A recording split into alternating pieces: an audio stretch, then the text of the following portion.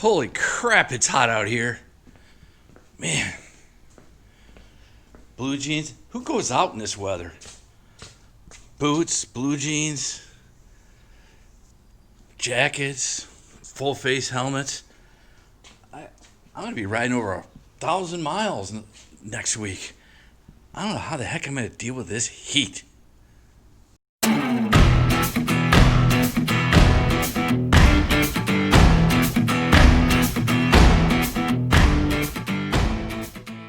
Bodine 52, how are you folks?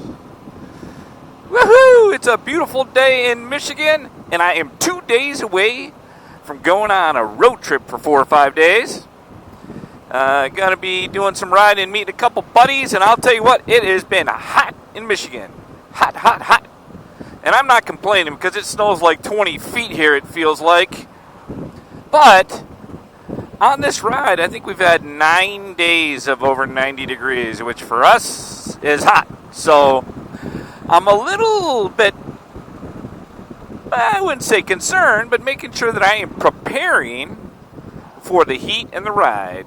Especially because the ride there, which is 350-ish miles, I'm going to be doing on my own. So I want to talk about, from my perspective, the 5 things I think about in the heat riding a motorcycle. Alrighty.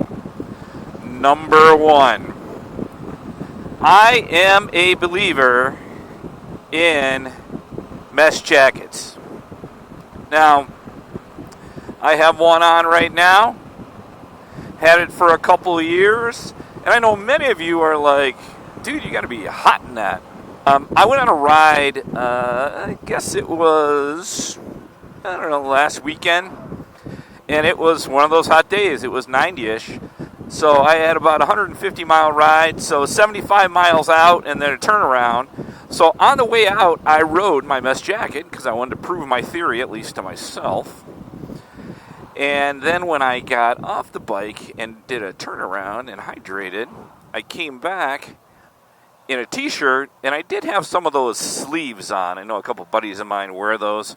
So I put those on, and I will tell you, my conclusion by the time that I got back was I was without a doubt cooler in the mesh jacket. So that is number 1.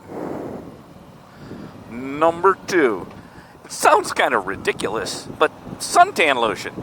Now, I was watching a vlog about mesh jackets myself a while back, and I remember the guy talking about, hey, I wear a long sleeve shirt under it too, because reality is the sun can come through the mesh jacket and give you all these little sun burnt. I'm like, no, I'm not going to do that. So I will tell you that I wear a short sleeve shirt, but I do apply suntan lotion to my arms, as well as the spot I seem to always forget is the back of my neck.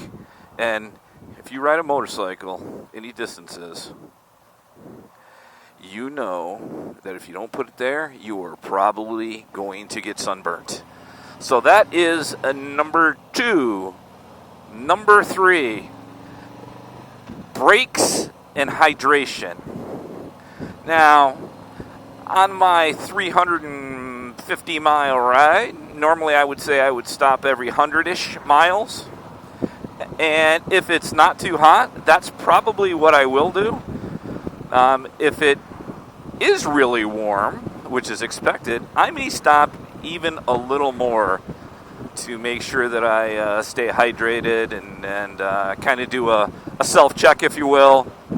So hydration. So I am a guy, if you follow my channel, that knows I do not drink coffee. But I do drink water and soda, which I know is not good for you either. And part of the hydration, obviously, is to not drink any type of caffeine. To drink a ton of water as much as you can, as well as Gatorade. Has always been a pick-me-up. But one word of advice is to make sure that you're not only hydrating on the day of the ride, because as you know, when you feel thirsty, it's too late, right? you may already be dehydrated, but the day before, you should be hydrating a lot and drinking a lot of water. So that is my plan.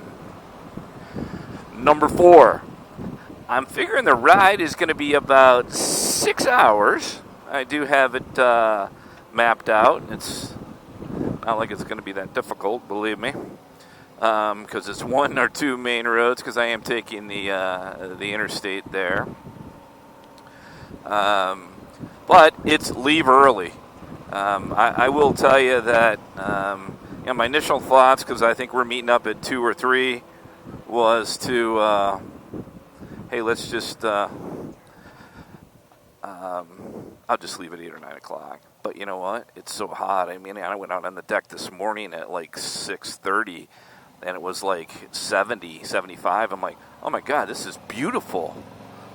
So I'm like, I am so going to make sure that I leave early, take my time, and maybe stop. Isn't this beautiful? And stop at a couple dealerships on the way.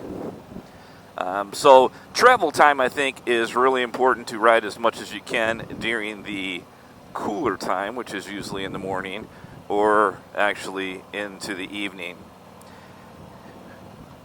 Man, I need a house out here. All right, number 5. And there's somebody that gets it. Cutting the grass inside, not on the road. Number 5 is understanding if you are dehydrated or have heat exhaustion. There's a bunch of different ways to tell that. I'm just going to name a few of those, right? If you happen to start getting lightheaded, that's probably one of the signs that you haven't had enough hydration.